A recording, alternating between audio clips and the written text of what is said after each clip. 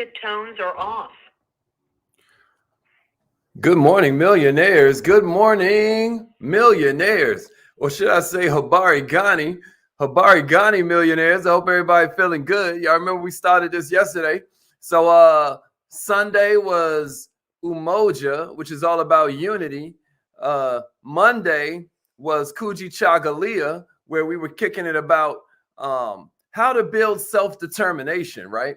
And today is a principle called Ujima. I was talking a little bit about how Kwanzaa is the ultimate entrepreneur holiday because all 7 of the principles that we discuss are powerful for entrepreneurs, powerful for leaders, not just in our community, but throughout the world.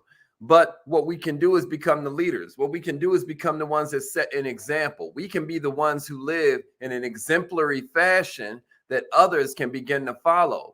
So these 7 principles are called the Nguzo Saba. I didn't talk about that yesterday, but Nguzo Saba. And when somebody says Habari Ghani to you today, I want you to say Ujima. So when I'm like Habari Ghani millionaires and you kick it with him like Ujima, can somebody give me that in the comments? Ujima. So Umoja means unity. Kuji Chagalia means self-determination. And Ujima means collective work and responsibility. Collective work and responsibility. Can I get a Ujima in the comments? Somebody give me Ujima, Ujima, and then give me a share so we can get this thing cracking.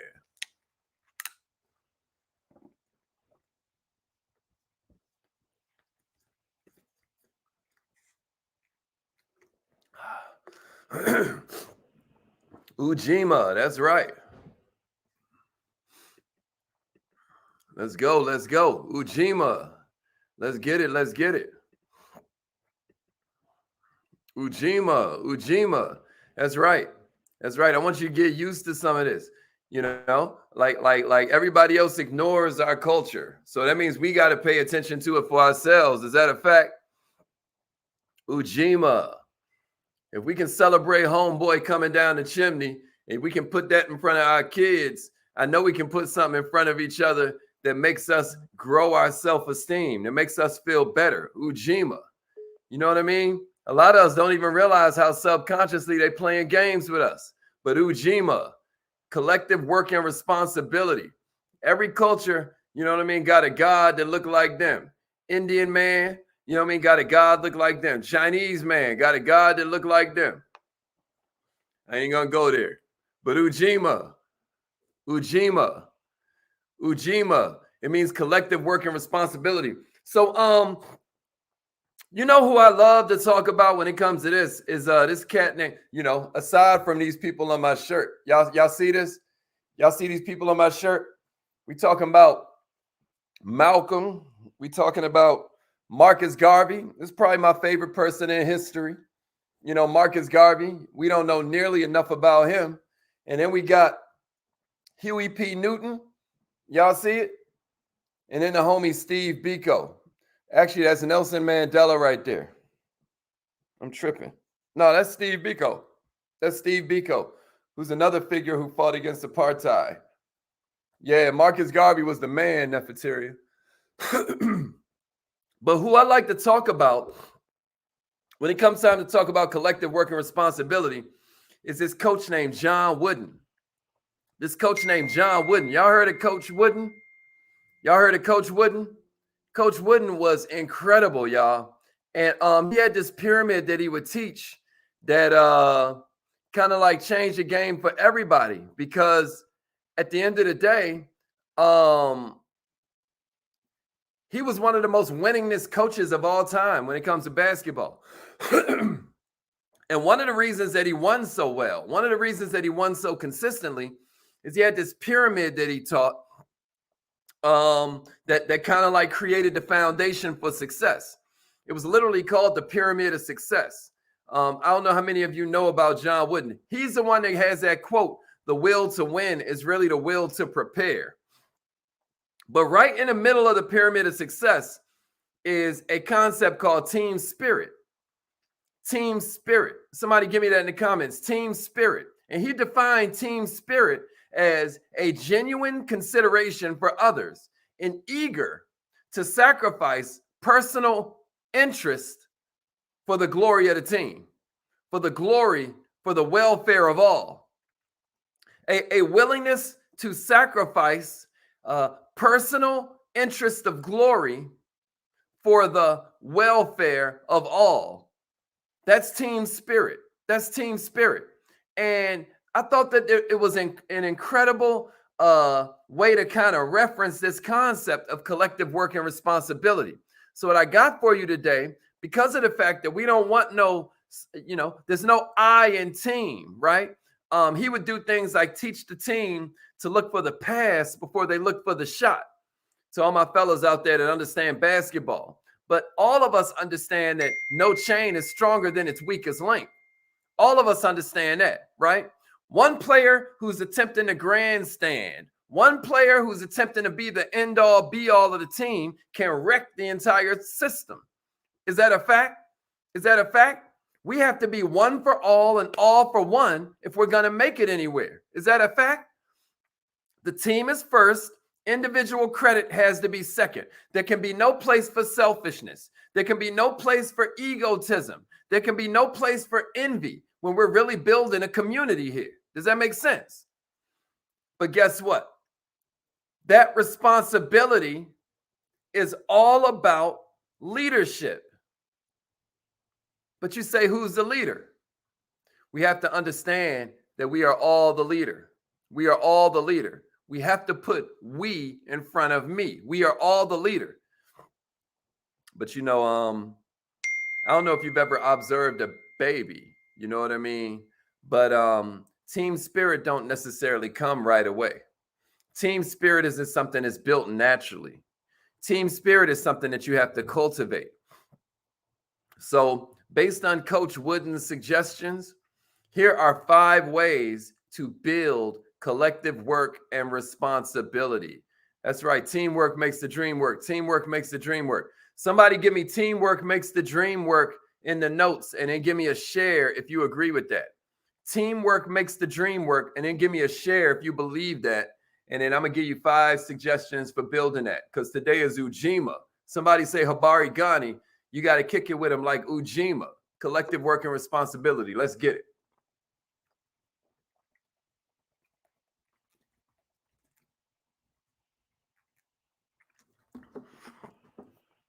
Let's get it. Let's get it. Teamwork makes the dream work. Let's go. Yeah, teamwork makes the dream work. Teamwork makes the dream work. Teamwork makes the dream work. Maybe you've seen different trainings I've done on how, leadership. That's right, Jamila. Habari Ghani. Habari Ghani with a question mark. And then we're going to respond Ujima today, because today's principle is Ujima, collective work and responsibility. All right, let's get into it. Let's get into it. All right, the first part of collective work and responsibility is that you have to be a humble leader. You have to be a humble leader. The group has to know that they work with you, not for you. Does that make sense? Somebody say the group has to know they work with you, not for you. If something good happens based on a suggestion that you receive, you got to give credit to the person who made the suggestion. If something bad happens as a result of a suggestion you received, you got to take the blame. You get what I'm saying to you? The star of the team is the team. Somebody give me that in the comments. The star of the team is the team. The star of the team is the team. If somebody gives you a good suggestion, you give them the praise. If you take a bad suggestion, you take the blame. Right? The star of the team is the team. Somebody give me that in the notes and then give it a share. How many of us could improve if we realize the star of the team is the team? Here's the second one. Maybe we should have some rules regarding how we communicate with each other on the team. Maybe there should be some rules about how we communicate with each other on the team. Does that make sense? Does that make sense? That's number 2. Yeah, Mary, that's right. And then Zave is right too. The star of the team is the team. Let's get it. What if we had some rules or some suggestions regarding how the team communicates with each other? Coach Wooden had 3 different practices, right? One was like never criticize a teammate. what if we followed that? What if we followed that? We have a messenger group, on one of my teams, and we had to institute a rule where we are not going to share information that hurts anyone, right? Never criticize a teammate. And here's the whole thing, y'all. If you have somebody to say to somebody or something to say about somebody, first, it would be very important. It would be very critical to your growth if you would first think if this helps them or hurts them. If it's going to help them, say, you know what? Okay, let me find a compassionate way to communicate this. If it's going to hurt them, say, let me not say it. It's going to take discipline.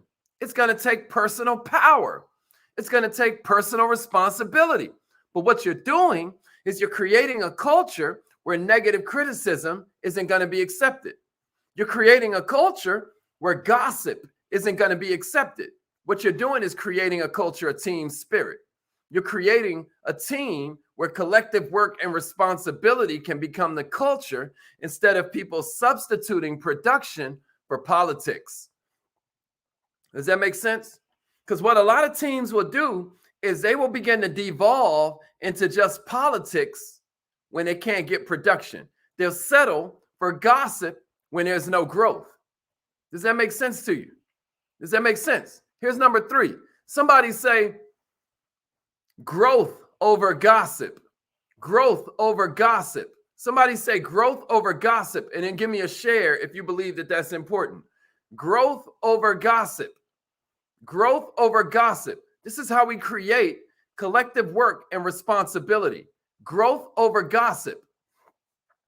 Yeah, appreciate that, Sade. Growth over gossip.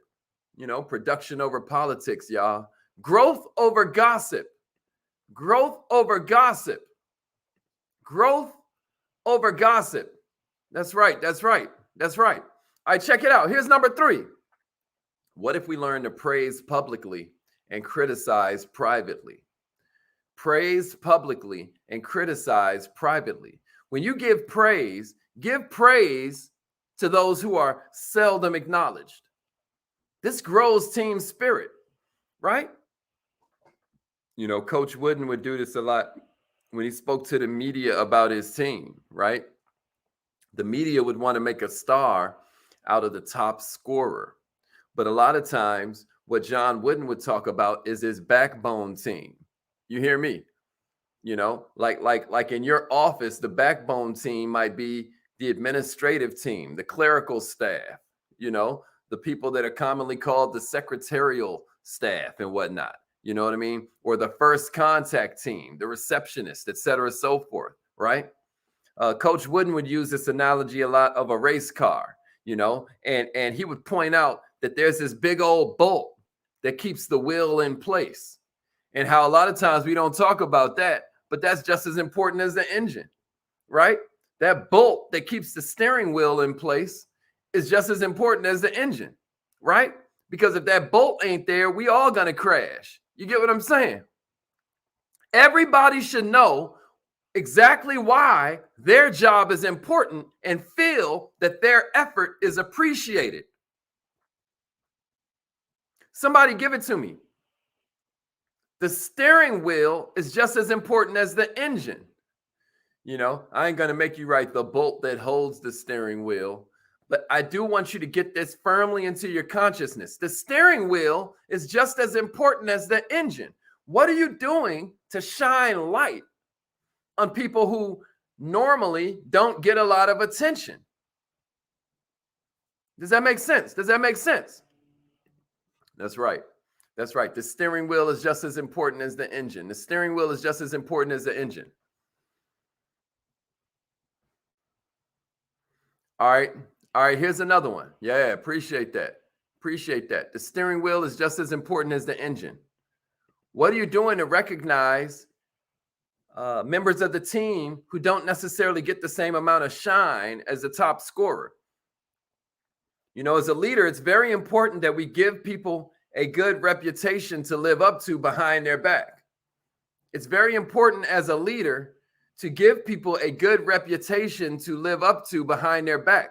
Talk about people behind their back in a way that gives them a reputation they need to live up to. Does that make sense? Yeah, that's exactly right. All right, and here's number 4, y'all. Dang, I can't believe we're almost out of time already. All right, here's number 4, y'all. Let team members know that personal goals only have a chance of being accomplished if the team accomplishes its goals. Or let's put it another way. You can't get a pay raise if the company goes out of business.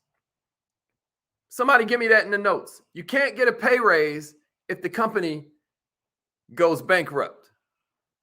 You can't get a pay raise if the company goes bankrupt. That's number 4 on how you create collective work and responsibility. Collective work and responsibility. Great question, Donna. Great question. Great question. Yeah, give people a reputation to live up to. That's exactly right. Let's go. I'm really glad y'all are catching this. And here's the last one I got for you, y'all. Share with your team the joy and importance of giving. You know, since we're in the middle of a holiday, I think it's important that we realize that, you know, even with our family, you're talking about a team. You know, I'm really proud of so many of the families around me because during this holiday season, so many people seem to be focused this year on more like the traditions than they are the materialism and the commercialism. Millionaires, share with your team the joy and the importance of giving. You know, I felt so proud of Millionaire Minded, the way so many of them stepped up when one of our tribe had gotten their wallet stolen. So many people reached out and asked me for the Cash App. So many people ended up sending, you know, the sister of ours, you know, Cash Apps, et cetera, so forth. It's like everybody stepped up to the plate. For the holidays, you know, a couple of our tribe even sent me random Cash Apps. I thought that was so cool, man. It was such an amazing feeling. But I know that just as amazing as I felt for being acknowledged in some humble way, I know that it gave me an incredible feeling to give to different people around, you know, to make sure that I participated in the giving of the season. And it ain't over yet. You can make your whole life a giving season. Because here's the point. Here's the long and short of it. Winning teams are going to be characterized by unselfish play. Unselfish team play. Like when I told you he would teach his players to look for the pass first and the shot second. This builds team spirit, y'all. Or reminding the players that you can't live a perfect day without doing something for somebody without the thought of repayment. You can't have a perfect day without doing something for somebody without a thought of being repaid. Millionaires, I'm going to leave you with this because we're talking about creating collective work and responsibility. You may want to write this in your notes, but check it out. There is something mystical about the idea, right? There is something mystical about this law of nature that says the 3 things that mankind wants the most, right? Which are freedom, happiness, and peace of mind. Freedom, happiness, and peace of mind. The 3 things that mankind wants the most. Freedom, happiness, and peace of mind. He can't get unless he gives it. They can't be attained without giving them to someone else. The 3 things that mankind craves the most, freedom, peace of mind, and happiness, cannot be attained without first giving them to someone else. Millionaires, that's collective work and responsibility. Realizing that when the leader inspires these traits in the team, he's uniting the team. She's uniting the team to work towards that goal. Millionaires, you got to give to receive. You got to give to receive. And this ain't just basketball. I hope we all catching that. This is life. This is life, y'all. All right. It's affirmation time. I know what it is. Let's get it. Let's get it. Let's get it. Let's get it. It's affirmation time. Calling on the line right now if you ain't already there. I just now found out that some people don't realize that we're on the line the whole time. We are, you know. Shouts out to the whole YouTube gang But now it's time to call in on the affirmation line. That's where we do the affirmations. That's where we do the visualization. You know what? Since we are talking about Kwanzaa and everybody's calling in, let me get y'all something real quick. Check this out.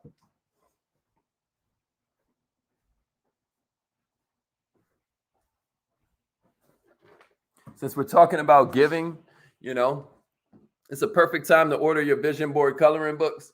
Perfect Kwanzaa gift right here.